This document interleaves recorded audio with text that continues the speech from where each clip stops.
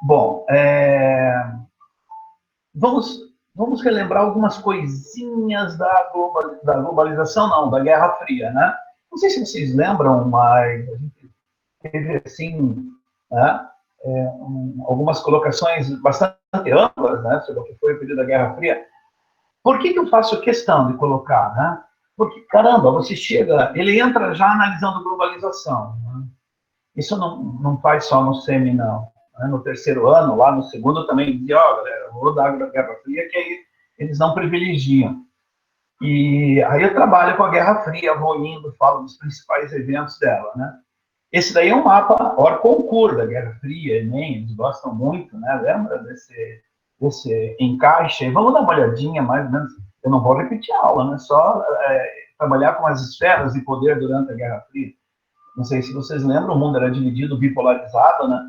Aí os Estados Unidos e seus amigos, né, chamados de primeiro mundo, liderados pelos Estados Unidos e seu subcentro de poder, né? Aí ele pegou a Europa ocidental, mas nós temos lá do outro lado do mundo o Japão, né, que era um grande aliado, certo? É bastante interessante essa questão aí de como se comportavam as potências, né? A União Soviética é a principal área de sua esfera de atuação, né? Ali ele arrebanhou o Japão, mas não, né? Agora não vou consertar isso aqui. Esse quadradinho vermelho que vocês estão vendo tinha que excetuar o Japão, né? Mas a União Soviética, a China, a Coreia do Norte, né? Depois o Vietnã, ali um pouquinho mais para baixo também, né? E aí estão as duas grandes esferas de poder, né? A Europa Oriental era subcentro, a China subcentro do grande estrutura de poder socialista, né? Liderada pela União Soviética, né? O RSS. E aí, então, o nosso cantinho do mundo aí, né? Os países periféricos, terceiro-mundistas, né? Na verdade, nós ficávamos oscilando nessa horrenda estrutura de poder que foi a Guerra Fria, que foi aquela questão da guerra nuclear, corrida armamentista, corrida espacial, né?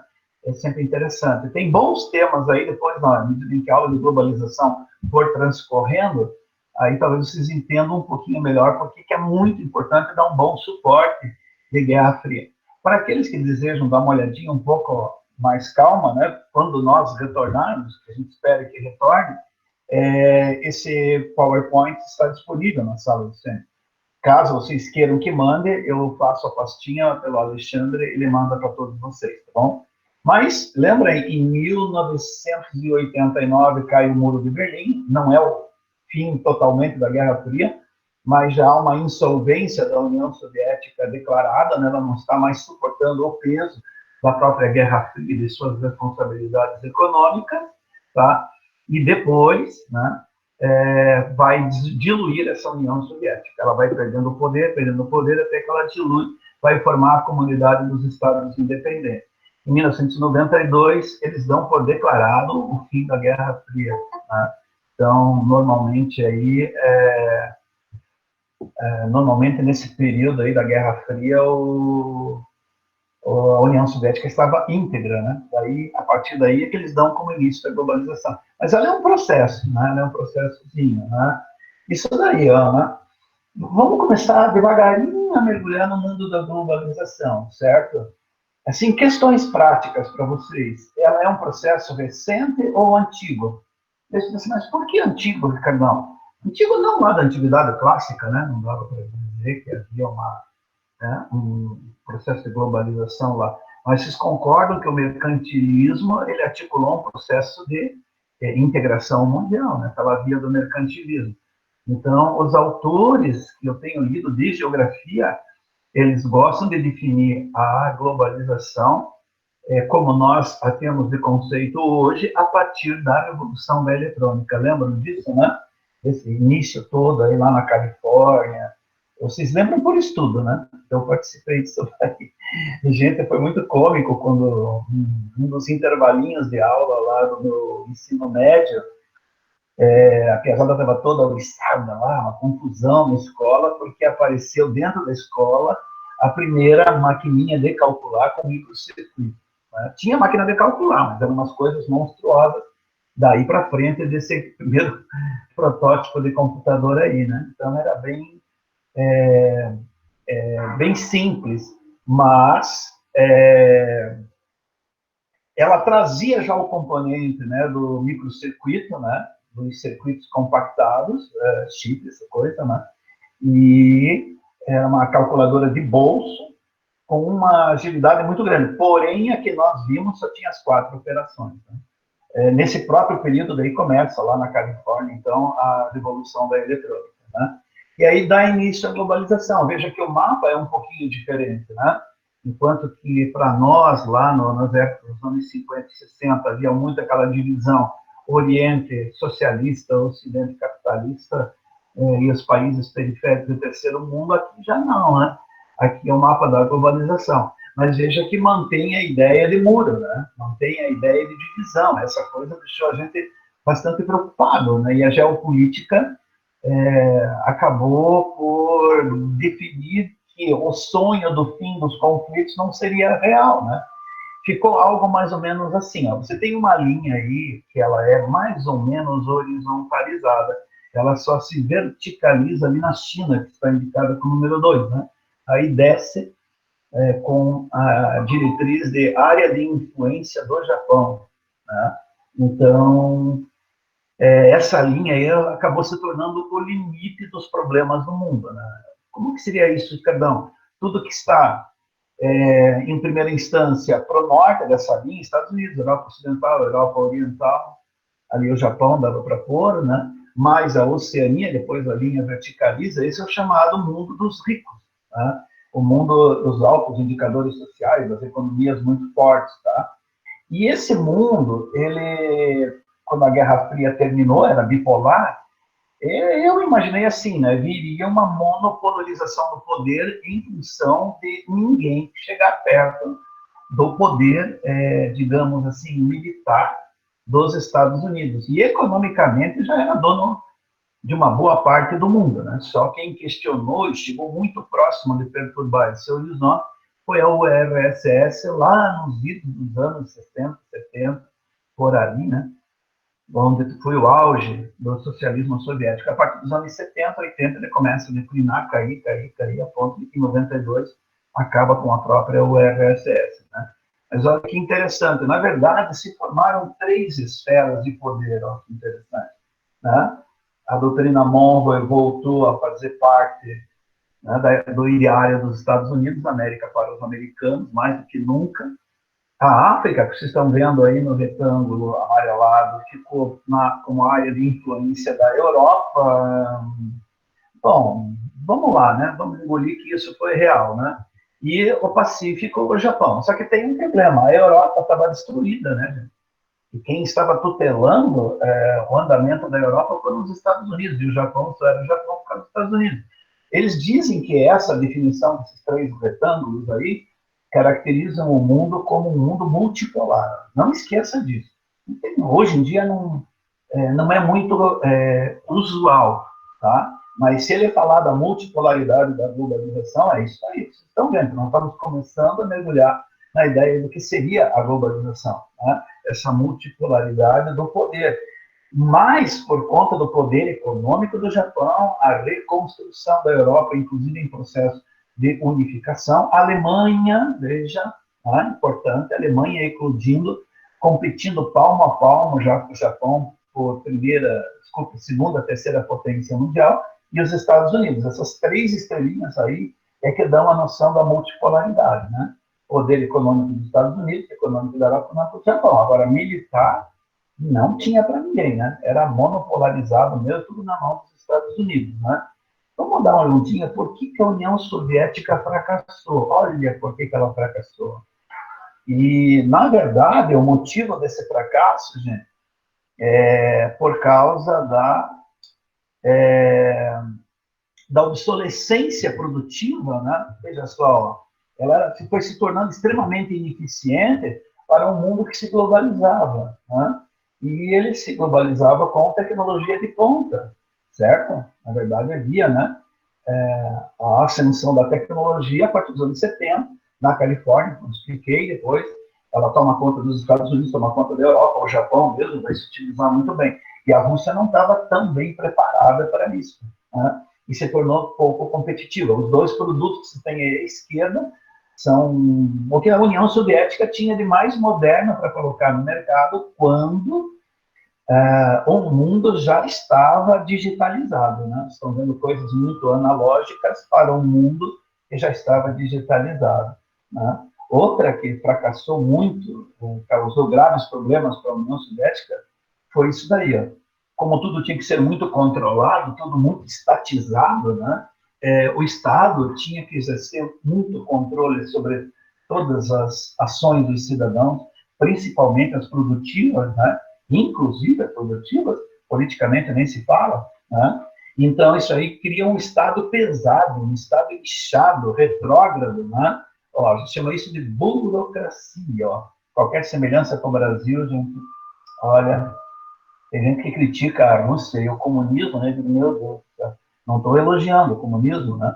Mas e o Brasil, né? Olha a questão da centralização, né? Burocracia é uma forma de garantir centralização de decisões. As empresas eram estatais, não tinha concorrência, né? Se elas eram estatais, não havia por que falir, nem precisavam jogar com o objetivo principal ser o lucro, né? Desinteresse produtivo, porque na verdade tudo muito atravancado, tudo muito parado, há denúncias de agricultores que queimavam plantações, sabotavam, na verdade, né? E operários que sabotavam as indústrias, né? E tudo estritamente padronizado. Não é uma característica da União Soviética só a padronização, né? Nós sabemos que o sistema capitalista ele tem padrões também bastante de padronização. A exemplo, nós vamos ver numa próxima aula aí, a questão do Henry Ford, né, e os Ford T, que determinaram um padrão de produção padronizado e um padrão de produção de objetos também muito padronizados. Trabalho padronizado, lembra da esteira, né, o filme do Charlie Chaplin em tempos modernos, né, excessiva padronização do trabalho, especialização profunda, tá? E o produto também, né? Lembra, você pode escolher qualquer carro, desde que seja preto, tá? Tudo igual, tudo preto, nem variação de cores tinha no começo. E hoje essa padronização está quebrada um pouquinho, mas depois vai falar melhor, né?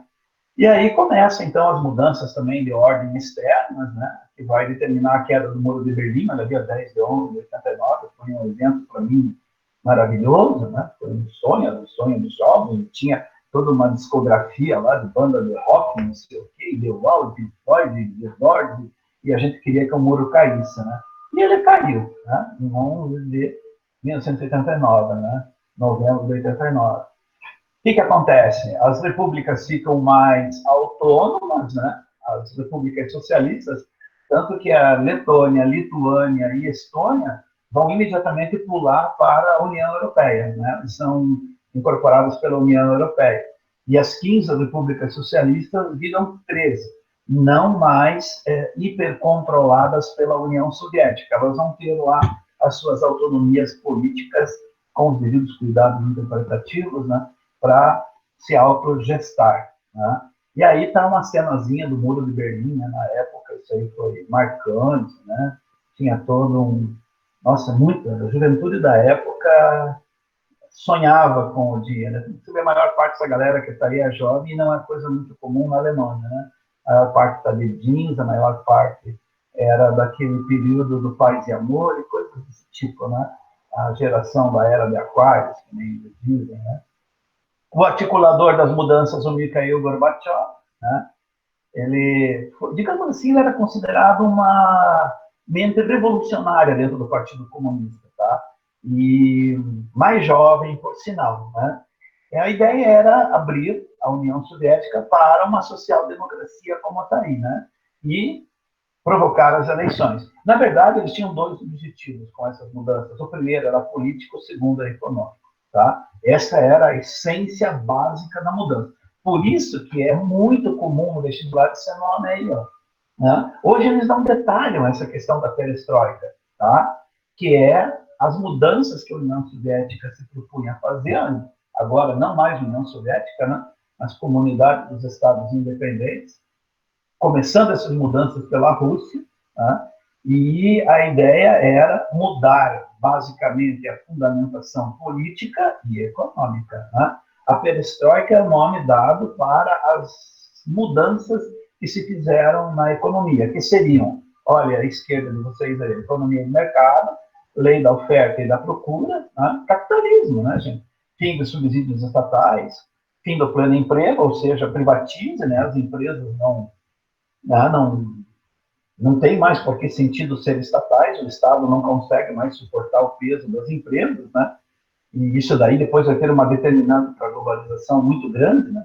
Que é o capitalismo, ele vai absorver parte das ideias socialistas a partir da ideia do welfare state, né? O bem-estar social. Mais tarde, ele provavelmente vai ter um capítulo aí que a gente vai mergulhar um pouquinho mais, né? Que foi, digamos assim, melhor implementado na Europa, o welfare state, o bem-estar social, e nos Estados Unidos tentaram, assim, usar por um tempo, né? Mas o americano não é muito desse tipo de ingerência do Estado, né? Mas teve lá o seu welfare state. Mais, assim, entranhado mesmo foi na Europa. Depois, quando falarmos da União Europeia, esse assunto vai vir agora. Isso aí se chama perestroika, né? PE, né? A perestroika é política econômica, né? Então, P de perestroika e de econômica, certo? 26 de 12 de 1991, como eu expliquei, né? Olha aí, foi dado por fim ao RSS, né? Então, e aí veio a Comunidade de Estados Independentes. Foi de 1991 para 92, porque esse processo não é assim, né? Ah, acabou. Não, isso aí é um processo, né? Ela vem em processo. Essa é a simbologia da URSS, da Comunidade de Estados Independentes, né? Ok? Bom, aqui é só um adendozinho aí, né, para a relação que o fim da URSS desconfigura totalmente a estrutura geopolítica de poder, né, da Guerra Fria, sem dúvida nenhuma, né? Então, vocês têm dois desenhozinhos aqui. À esquerda de vocês, um que diz a velha ordem mundial, que era da Guerra Fria, né? E a nova ordem mundial, que é essa que vai aos pouquinhos, agora nós vamos construir a partir do fim da Guerra Fria. Professor, mas não mudou. Esta é a grande reflexão, né? Você tem a velha ordem mundial, as bombinhas caindo. Você tem a nova ordem mundial e tem as bombinhas caindo. Diferente é que no lado direito da nova ordem mundial tenha, né, um ótimo dia, uma coisa assim. Né? Mas, na verdade, é isso mesmo, né? O que aconteceu foi que os conflitos não foram ultrapassados, né? Não conseguiram ser ultrapassados. Legal?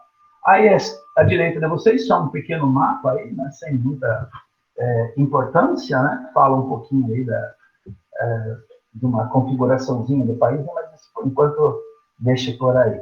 Tá? Vamos lá. E aí vamos ver o que na verdade a gente pode entender por globalização. Agora nós vamos mergulhar na aula mesmo, tá? Agora vai começar a aparecer termo. Mas não tente encontrar assim numa sequência lógica na postura, porque não vai dar certo.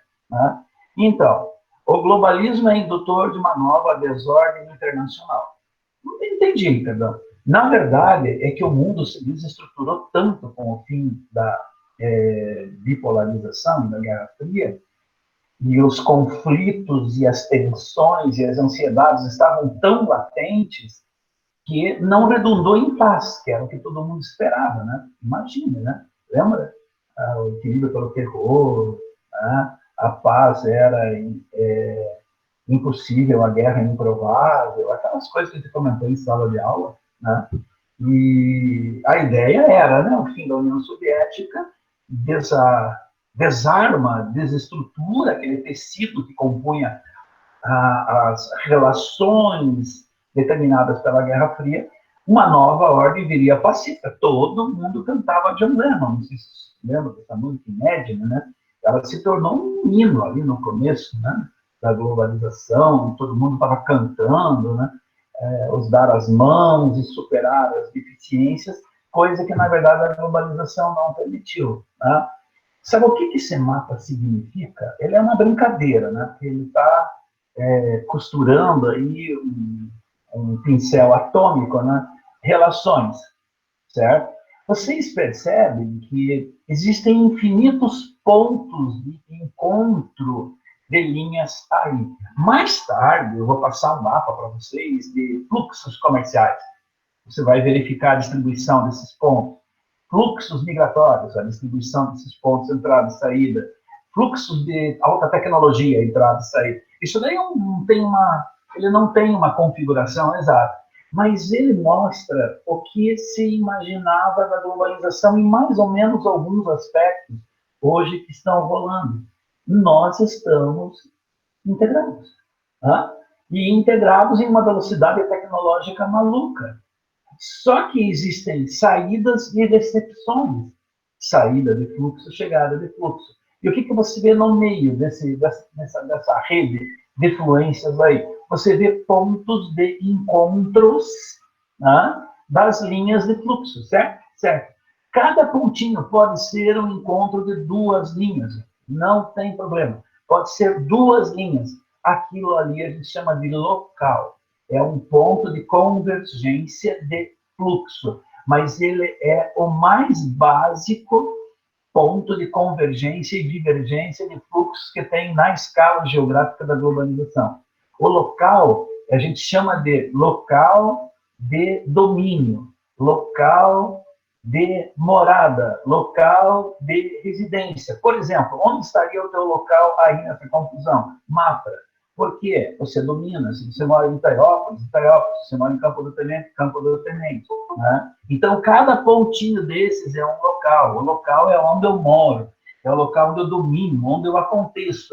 Só que as relações entre o meu local e o global, inclusive em relação aos pontos maiores, é muito rápida, é muito veloz e é muito intenso. Tá? Então, essa relação entre o local e o global é um dos pontos que, no final, eu acho que da aula 2, você tem ali. Depois eu vou configurar a ideia de paisagem, espaço geográfico, mas mais para frente. Nós estamos fazendo uma análise de globalização. Né? Tanto que existe um termo que tem aparecido no vestibular agora, chamado glocalização. Repito, glocalização. Né? Glocar, né? De global. Lização, né? De local. O global e o local. Então, quais são os fatores que um local tem para atrair ou não atrair fluxos de globalização? Ele tem fatores de localização. Né? E aí isso explica por que a BMW instalou uma fábrica em Araquari. Você imagina uma coisa dessa. Né? Eu sempre brinco com isso em sala de aula. Né? Mas tinha fatores locais que privilegiaram. A chegada da BMW ali criou todo um impacto, nós já vamos analisar isso. Né? Olha aí, engloba, né, na totalidade a diversidade das localidades nos seus aspectos militares e sociais. O problema é o seguinte: como que está essa relação entre as características locais e as impregnações globais? Como que está a relação da globalização com o local e do local em relação à globalização? Aí tem pontos que o vestibular explora demais, é o que mais cai. Né? Se você pegar a prova, qualquer uma que você me trouxer, de teste, eu já vou redefinir. Né? O que ele está querendo, que tipo de relação positiva, negativa, econômica, social, demográfica, seja o que for. Né? E aí, como essa relação entre o local e o global, que é a base da circulação toda, ela é extremamente contraditória, né? No contexto geral de suas transformações. Vamos ver por quê? Olha que legal essa tela, né? Essa tela eu achei genial. Mas genial de verdade, gente. Olha, o que você está vendo tão legal aí, perdão? Esse mundo à direita ali, cara. Né? O mundo está se descascando, ou seja, uma ordem antiga está ruindo e vindo de baixo uma nova ordem, né? Que, na verdade, por estar em processo inicial, ainda é bastante caótica. Né? Super interessante, muito legal isso daí, sabe? Não sei se já não andou pintando em vestibular. Olha, a ideia de um novo mapa, né? Mas com rearticulação de forças militares, políticas, mas principalmente produtiva, né, gente? Tem a ver o militar? Tem. Tem a ver o religioso? Tem muita coisa a ver. Mas as forças produtivas é que estão sendo a grande impulsionadora dessa nova articulação do globo. Isso deve aparecer na tua aula ali sobre várias óticas, né? Olha, você muda não só a relação de produção no que concerne a distribuição disso no espaço, mas também no trabalho, né? Por isso que ele diz rearticulação das forças produtivas, né? Rearticulação das relações de produção, né? Então, é assim, eu não recebi, nossa, só para ter uma ideia, né? Vamos estudar isso mais para frente. Qual era o polo industrial do Brasil no Ricardão adolescente dos anos 60, Guerra Fria? São Paulo. Não se imaginava uma grande indústria não ir para São Paulo. Então, criava um vácuo no resto do país. Né? Qual era a base da industrialização de São Paulo? A automobilística, certo? Todas foram para lá praticamente. Né? E hoje, veja-se, né? O exemplo característico da GM, colocar uma fábrica de motores em Joinville, né? Da Betim, colocar a Fiat em Minas Gerais, né? Na cidade de Betim, né? A Fiat coloca a sua grande fábrica em Betim, Minas Gerais. Você tem fábricas asiáticas no Nordeste, tem na Zona Franca de Manaus, você tem a Renault, a Audi, Volkswagen, certo? Você tem a própria BMW em Araquari e assim vai. Né? Mas isso é uma característica do tempo moderno. Né? Por isso que ele diz rearticulação da força, né? Ou seja, quem que está comandando, quem que é o dono desse planeta agora, e as relações de produção, quem está produzindo o que, aonde, para quem. Né? E aí começa, então, a ideia um pouquinho mais profunda. Né? Vamos dar uma olhadinha desses resultados. Como esse mundo globalizado, ele desafoga um pouquinho a pressão da Guerra Fria, e a Guerra Fria esconde muito o problema nacionalista pela força do poder nuclear, os nacionalismos. Isso tem na sua apostila. Eu não sei exatamente se é na aula 1, 2 ou 3, qual, mas você vai ver, né? Não precisa se preocupar muito com a ordem da apostila, porque a vestibular também não vai ser da apostila. Nacionalismos, xenofobias, etnocismo, tá? Seriam, digamos assim, os focos de tensão étnico-cultural, vamos dizer assim. Tá? Depois ele vai explicando, cada continente que a gente passar vai aparecer. Essa questão do Trump, por exemplo, então, caiu na Federal do Paraná, né? Xenofobia, etnocismo, caiu no vestibular. Não deixar latino entrar nos Estados Unidos, certo? E a questão da migração, né? Manda o México construir o muro e cala a boca. Né? Aí já envolve tudo isso daí um pouquinho. Racismo, certo? Ainda muito forte. E renascendo no mundo essa extrema-direita racista. Poderia até colocar a questão, né, de questão de gênero, que tem caído muito no vestibular também, e a questão religiosa. Tá? Esses aqui são alguns dos tópicos dos gravíssimos problemas do mundo moderno. Né? Focos de tensão nacionalista, xenofobia, etnocismos, racismos, fundamentalismos. Certo? Aqui, no caso, o Islã e os Estados Unidos. Tá? Principais questionamentos do mundo moderno aí. Limite. E agora? Fronteira? Aí você vai ter uma aula. Hoje eu não vou falar do Estado Nacional, não vai dar tempo, né? Mas tem uma aula de Estado Nacional. E agora? Como é que fica? Mas o Estado Nacional pressupõe o quê? Povo, governo, soberania, fronteira, certo? Mas se o mundo é de fluências, como que são essas fronteiras? Quem que delimita? O limite é respeitado? Não é respeitado? Como que fica? É uma série de questões, né? Como integrar o desigual? Sempre que eu dou a África, né, eu pergunto como você insere a África. Imagina, né? Um continente dividido, a maior parte dos países ainda por tribos, como que você vai inserir no mundo globalizado? Aí você talvez até diria, não insere, mas daí como é que fica? Deixa a África tribal, ou os países predominantemente tribais, que assim fiquem. Mas como que fica a ordem deles na conjuntura, numa globalização que se impõe? Né? Como você fazer a inclusão social, principalmente em relação aos pobres? Né? Para você que está estudando tanto, já é difícil, você vai encontrar 300.000 dificuldades e barreiras agora com o coronavírus, nem sei como vai ficar. Né?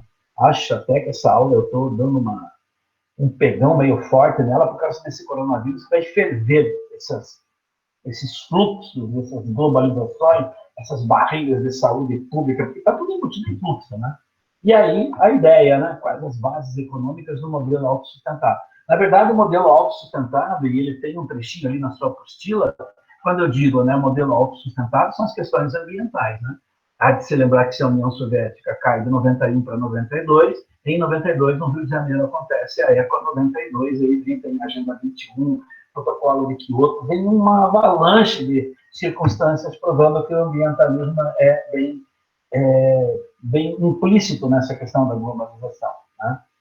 Essa slidezinha aí dá um pouco da ideia do tio Sam, né? Ou seja, se por um lado eu tenho um mundo mais multipolarizado, que se diz globalizado, que se diz, né? Por outro lado, eu tenho essa hegemonia de poder dos Estados Unidos que o Trump está encarnando assim muito bem, né? O Trump está trazendo de volta os Estados Unidos da globalização, mas isso a gente vai aprofundar depois, né? Setores que são privilegiados hoje, isso eu sei que aparece demais lá na tua apostila, tem vários aspectos da revolução tecnológica, né? Aí, ó. Gente, a matéria-prima mais valorizada do mundo hoje é propriedade intelectual, é inteligência. Me perdoem dizer, né? O Brasil está no bico do corpo. Né? Nós não sabemos o que fazer, para onde ir. E agora ainda foi tirado dinheiro de pesquisa, de tecnologia, etc. e tal, né? Vamos ver o que vai dar isso daí. A questão das tecnoestruturas, né? Óbvio, né? Porque se eu tenho a tecnologia como ponto fundamental, na verdade não é só tecnologia, não, é ciência e tecnologia. Uma coisa está amarrada na outra, né? As tecnoestruturas, né? O que são essas tecnoestruturas aí? É tudo aquilo que gera suporte de pesquisa científica, gera suporte de fluência, gera suporte para pesquisa de ponta, biotecnologia, corrida espacial, microprodução, né? Tem um nome isso daí agora, nanotecnologia, agora eu lembrei, as nanotecnologias, as biotecnologias, e por aí afora vai, né? E a ideia aparece também muito corrente no teu texto, ali da aula 1, 2 e 3 ali, né? Conglomerados internacionais, super empresas, né? Que na verdade, olha aí, né?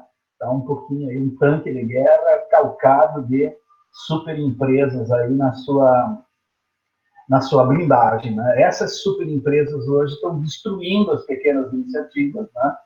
A pequena iniciativa não consegue competir, elas entram nos países com um poder imenso, daí aquele questionamento que eu fiz para você sobre a questão das fronteiras. Né? Não tem como segurar esses grandes empreendimentos, embora, do mesmo jeito que entram e vão embora. Né?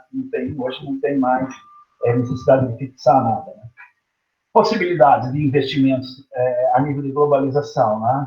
Bom, como esses investimentos eles nunca vão atingir o cerne do planeta todo, se você for pegar os países assim, mais privilegiados, vamos pegar o G7, vamos pegar o G20, que é dos países em desenvolvimento, pega o BRICS, né? Você vai ver que há uma discrepância muito grande. Gente, o vestibular cobra demais isso daí. Na verdade, numa palavrinha assim, típica de uma frase lá do vestibular, eles dizem assim, ó, que a distribuição dos benefícios da globalização é desigual sobre a superfície do planeta. Por favor, isso é uma constante no vestibular, tá bom? E realmente é muito discrepante. Se você for imaginar para onde que está indo o dinheiro dos investimentos, tá? Aí você vai entender o quanto do mundo não vai ver esse dinheiro por não sei quanto tempo aí, vão ter que esperar por alguma grana interessante pingar para esses países. E o dinheiro cada vez mais concentrado no tanque de guerra ali, né? Nas superempresas, tá? E aí o que acontece? Choque, né? Choques violentos. Essa questão da Venezuela, todo mundo analisando de forma muito boa. Não é porque aquela esquerda lá é uma palhaçada que não tem fim, viu, galera? Mas por que a população dá tanta força para esses governos de esquerda? Porque não veem esperança. Né? Porque esses nacionalismos aí, esse Brexit, por que o Brexit? Depois eu vou explicar um pouquinho melhor. Está tudo embutido nessa ideia aí da desigual distribuição. Tá? E aí ele fala, né, desses choques constantes de nacionalismos e choques até entre as estruturas globais de poder, né? As empresas transnacionais, que a Patrocínio vai falar bem legal. Tá? Então, está bem interessante. Novas perspectivas. Essa é uma chargezinha do Enem. Olha como aparece a minha fala. Às vezes tem aluno que vem para mim e diz, professor, não caiu o neoliberalismo, que você falou tanto que é cair. Meu Deus, querida, meu Deus do céu, meu amor. Tem que dizer às vezes, né, meu querido, meu amor e tal. Não é que a palavra neoliberalismo vai cair. Né? Você quer ver? O que eu falei até agora? Contradições. Vamos dar uma olhadinha na charge da Mafalda, do Enem? Né? A seguir, apresentamos o panorama internacional com o som foi. Né? Desapareceu o som do rádio. Aí ela se interroga. Ué, o que aconteceu? Aí ela vai fazer uma reflexão. Será que foram as pilhas que acabaram ou os problemas internacionais?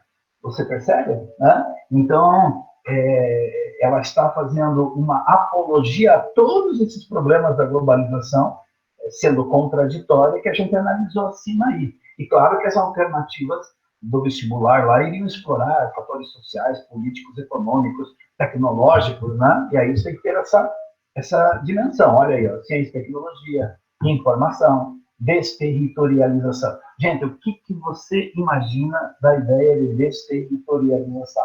Tem caído muito isso daí. Muito. E é muito seletivo, a galera não entende.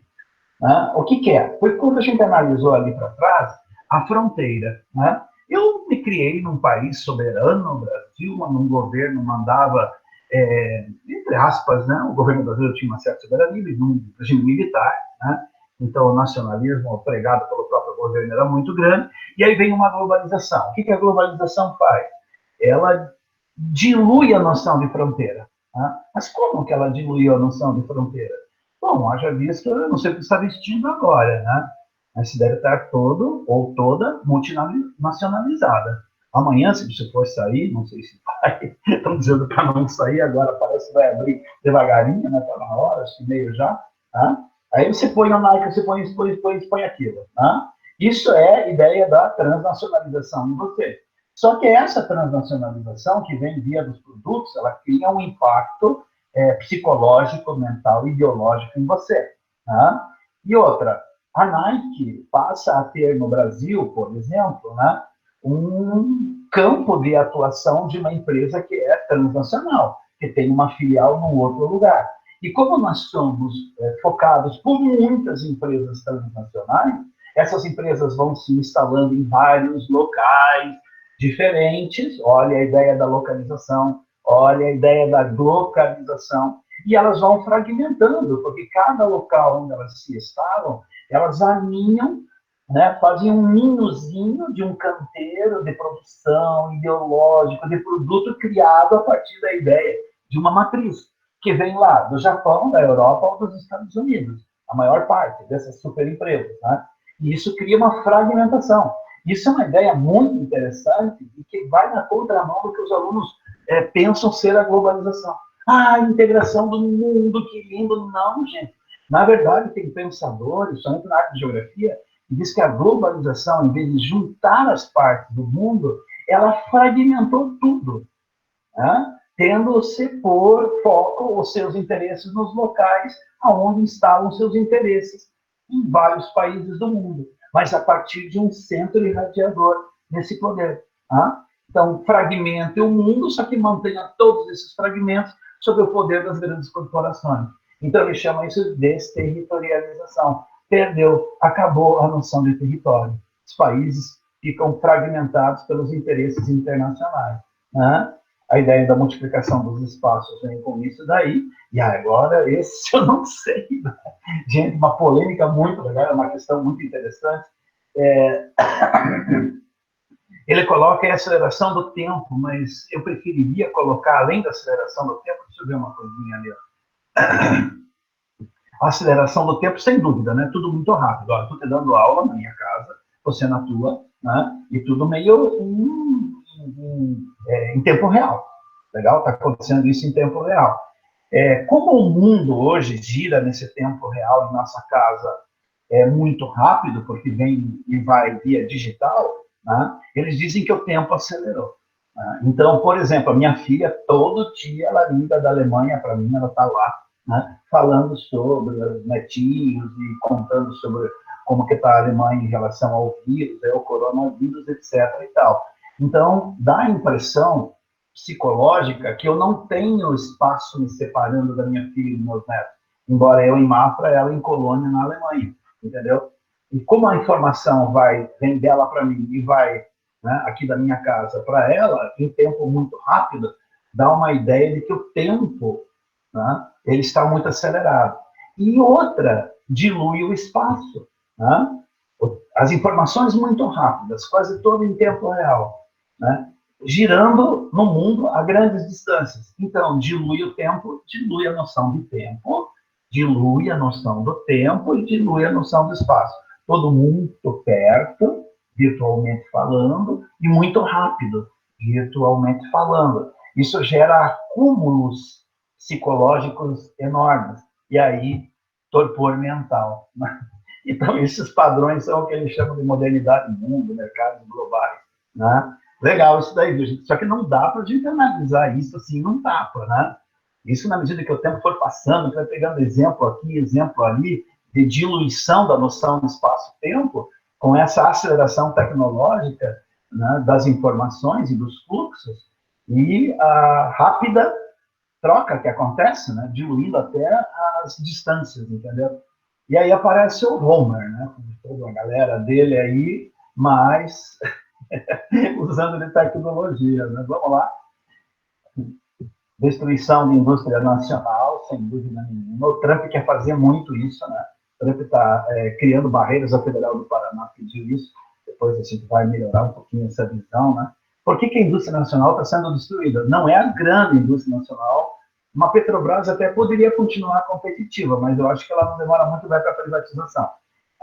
Mas é o capital privado, né, gente? O capital privado é o grande capital global. Quando eu cheguei aqui na cidade, era só praticamente indústrias com nomes de família, mercados com nome de família e comércio com nome de família. Hoje é tudo nos grandes centros, Walmart, né, shopping, com toda aquela proliferação de multinacionalização, e a gente vai se diluindo, né? As famílias aqui abandonaram o comércio, a maior parte, abandonaram as empresas, né? Não tem como competir com esses grandes empreendimentos, né? A interdependência é o tal do just in time, né? Porque você veja que interessante, isso é real mesmo, né? Veja o caso do vírus, né, gente? Nada melhor para discutir a questão da interdependência global do que o vírus, tá? Acontece por uma babaquice de chinês lá, rapidinho se esparrama pelo mundo todo mundo tentando trabalhar com as melhores ações a se fazer. Alguém vai ter que pesquisar um remédio, uma hora aparece a solução, tá? A mesma coisa no que se refere à produção. A BMW, em Araquari, ela monta carro, né? Ela recebe o motor, recebe os componentes, e aquilo ali passa na linha robótica da BMW, né? E daí sai o produto no final. Agora, quais os países todos que mandam componentes para montar um BMW aqui em Araquari, né? E isso só é possível a partir daquela ideia do just in time, né? Aquela produção ajustada no tempo e na quantidade certa, que mais tarde a gente vai, na medida dos exemplos, vamos trabalhando melhor também, né? Nova invasão do capitalismo neoliberal, né? O neoliberalismo cai direto, depois vamos trabalhar um pouquinho melhor com ele, né? E aí essa diluição de povo, cultura, nação, civilização, e aí vocês entendem o Estado Islâmico, vocês entendem aquela briga toda do Oriente Médio, ele cai exatamente aqui, ó. Eu dei uma olhadinha com carinho nos temas que as aulas 1, 2 e 3 para vocês trabalham, tem lá as questões culturais, as questões religiosas, as questões, né, de Estado-nação, né, nacionalidades e territorialidades, né? Então está aí a ideia geral. Né? Olha, esse é o pacote de hoje. Ó. Interessante que eles estão resgatando os heróis do meu tempo, né? Porque o Hollywood, durante a Guerra Fria, usou e abusou, né, dos super-heróis para salvar o mundo dos russos. Né? Aqui tem 3 poderosos, aí deixa eu ver. Parece que no fundo é o Batman, uma versão nova. O da esquerda, Capitão América, e eu acho que o da direita é o Iron Man. Tá? É o Homem de Ferro. Não sei, pode ser que tenha. Agora tem o Lanterna Verde, uma babaquice nova aí, mas volta essa conotação, né? Os americanos voltam a salvar o mundo da miséria e tal, né? Muito legal isso daí. As diferentes faces da guerra. Então vamos lá, já que os heróis nos salvam, né? As grandes potências versus outros povos. Na verdade, sabe quem? Aquela linha que se viu no mapa do começo, né? são os ricos contra os pobres. Tá? Aí entra Islã, latino-americano, aí entra uma farofa do tamanho assim. Né? Na verdade, o grande conflito hoje é rico e pobre. Né? Essa é a grande barreira. Se o muro de Berlim dividia o capitalista do comunista, hoje o muro, ali aqueles, né, resíduos do muro, que foi o que a Federal também comentou, né, a construção do muro do México, é para separar o condomínio da favela, né, os Estados Unidos do México. Né? Muitas guerras de revoluções, né? Acredito que são muitas. Né? A gente acha que não, mas, meu Deus do céu. Por exemplo, crime organizado, Brasil, favela. O que você acha? Tráfico de drogas. O que você acha? As maras na América Central, os cartéis do México, né? Aqui o Comando Vermelho, não sei mais o que. O que você acha? Né? As guerras bem interessantes para os americanos aí, né? Desovarem muita coisa aí, ok? E vai por aí afora. A África bordada de problemas, a guerra contra a revolução do Estado Islâmico, né? No período da ditadura lá, da Guerra Fria, né? Foi a Revolução Iraniana, hoje é a Revolução do Estado Islâmico, que já está bem pulverizada. Vamos ver o que vai dar. As lutas sociais, né? A pobreza hoje não tem muita perspectiva, né? A guerra civil que ele fala é aquela dos pobres, né? Das periferias marginais, das favelas no Rio de Janeiro. Eles dizem que é uma guerra civil urbana, tá bom? Depois a gente vai aprofundando melhor, que vem o tema urbanismo pela frente, né? E uma revolução social permanente, né? As pessoas tentando se achar, né? E interessante, porque tem horas que a gente tem um momento assim, da globalização que as esquerdas cresceram, né? Veja a nível da América Latina, Hugo Chávez, a Cristina Kirchner, o Rafael Correia, teve aquele do o próprio que é isso, não, o Rui Castro, né, lá em Cuba, e vai por aí fora, né? De repente as extremas direitas, que interessante, né? Agora é Bolsonaro, é a extrema direita na Venezuela que ainda subiu o poder, é a extrema direita nos Estados Unidos, o Tiririca Trump. O Tiririca Trump é muito divertido, cara. E o Bolsonaro, olha, não troféu. Deixa pra lá. Não fiquem bravos comigo, os bolsonaristas, né? Mas eu dou risada quando eu vejo ele na caminhonete e cuspindo em todo mundo. Faz parte, né? Faz parte. Né? Olha, e aí entra o novo ciclo do capitalismo. Viu como eu te falei? Você é assim, né? Eu nem tanto, né? Você é muito assim, você é muito fashion. Eu vejo vocês lá, né? Tá muita mulherada, né? Hiperproduzida. Hoje eu pus um homem aí, mas para quebrar um pouco o gelo, que normalmente eu tenho usado e abusado da mulherada aí. E o homem hoje, todo cheio de produção, cabelinho pintado e gelzinho para cá, para lá. Isso não era coisa de cabra macho no tempo que eu era adolescente e na Revolução Militar, né? Era punk, né? Era calça jeans rasgada, era jaqueta de couro, era, né? Nossa Senhora, não tinha muito essa questão. Não que eu não aprove isso, eu acho muito legal aí essa, né? O homem buscando a condição fashion também.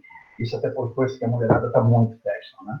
O padrão de beleza da mulherada hoje está muito top, muito alto, muito alto. E o homem, para conseguir ciscar um pouco aí esse terreno de alta, né, condição fashion, ele tem que ser fashion também. E aí ele vai apelar para tudo, né? De brinco até olho pintado. Né? Diferentes faces da guerra ainda, ó, né? A base dos novos conflitos ó, a desestruturação de Estado, né, por causa do capitalismo neoliberal, reestruturação de hegemonias, né, principalmente a hegemonia norte-americana tentando resgatar o isolacionismo, aquele poder de United States First, né, lá da Guerra Fria. Eu lembro que eles diziam, né, United States First. Foi essa frase que o Trump usou recentemente, né? Numa das aulas eu tenho o Trump, no discurso que ele disse, United States first, ele está com uma cara, parece um demônio. Mas, enfim, é isso que ele quer representar. Muito das instituições sociais caindo, né? Porque ninguém protege mais ninguém, cada um por si, o diabo por todos, né? Um aluno até falou, não, professor, é Deus por todos. Ó, quando a gente individualiza, Deus não consegue, né? Quando a gente trabalha junto, né? Que foi o que Cristo sempre pregou, né? Aí eu acho que Deus ajuda. Agora, cada um por si, o diabo é por todos, né? Então, enfim, tá aí um pouquinho das ideias, né? Os grandes grupos da esquerda em cima, né? Os pobres embaixo, tentando encontrar uma alternativa, né? A parte direita embaixo, a tentativa de revolução dos povos, uma nova mensagem. Na verdade, eu vou dizer, sabe? Eu acho que o capitalismo está nos seus estertores, né? Não com esse fundamento aí, entendeu? Até já me perguntaram, mas então você é comunista? Não, não, não. Eu acho que aqui pode vir uma nova ordem capitalista, mas ela tem que vir, né? Ela tem que vir porque está chegando num ponto, e vamos ver o que vai dar o pós-vida, né? Eles vão sentir o peso da fragilidade do sistema e a incapacidade do sistema, né, de gerir um problema tão grave que é esse, né?